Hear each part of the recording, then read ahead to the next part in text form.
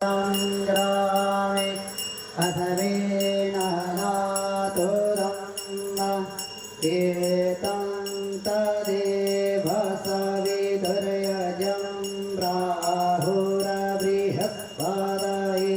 ब्रह्मणे तेन यज्ञमवतेन यज्ञवदिन्देन मामव बुझते हुए दीपक को जैसे ही जलाया है महाराज, प्रसन्न हो गए भगवान शंकर। अब जैसे उठा गुणनिधि उठा और उठ करके जो भगवान शंकर के विग्रह के ऊपर शिवलिंग के ऊपर फल फूल चढ़े थे महाराज, उन फलों को एकत्रित करने लगा।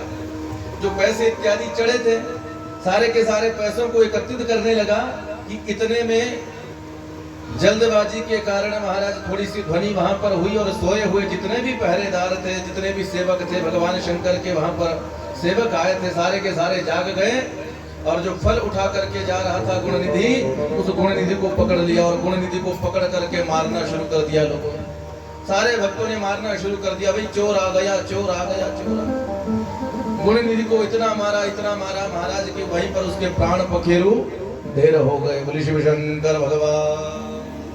लेकिन याद रखना श्रद्धालु, वाणी से लिया हुआ भगवान का नाम और हाथ से दिया गया दान, कान से सुनी हुई भगवान की कथा, ये कभी व्यर्थ नहीं जाती। ये जीवन में साथ जाने वाली नेक कमाई है। भगवान शंकर के मंदिर में जो दीप दान किया था उसका प्रभाव देखो। जो भगवान शंकर की पूजा को करते करते उन श्रद्धालु भक्तों को देखा, उसका प्रभाव देखो कि दूसरा जन्म जब उसका हुआ तो दूसरा जन्म हुआ उसका कहां? अरिंदम के यहाँ पर, राजा अरिंदम के यहाँ पर दम के रूप में उसका जन्म हो गया। और राजा अरिंदम के मरने के उपरांत राजा का पद उसे प्राप्त हुआ। और पिछला जन्म भी याद रहा कि एक दीप दान करने के कारण भगवान शंकर ने आज राजा का पद मुझे प्रदान किया। दूसरे जन्म में जाकर के क्या किया? राजगद्दी पर जैसे बैठा, अपने राज्य में सूचना दे दी जिसके घर में नित्य प्रति अहरनिश दिन रात यदि दीपक नहीं जलेगा उसे प्राण दंड दिया जाएगा।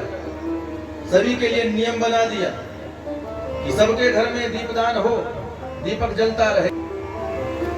और तीसरा जन्म जब हुआ महाराज तो किस रूप में हुआ? तीसरा जन्म जैसे शरीर नष्ट हुआ तो तीसरे जन्म में भगवान आशुतोष औगणदानी बाबा ने कृपा की। तीसरे जन्म में जाकर के महाराज जिस धन को चुरा रहा था उस धन का ही राजा बना दिया, कुबेर का पद प्रदान कर दिया।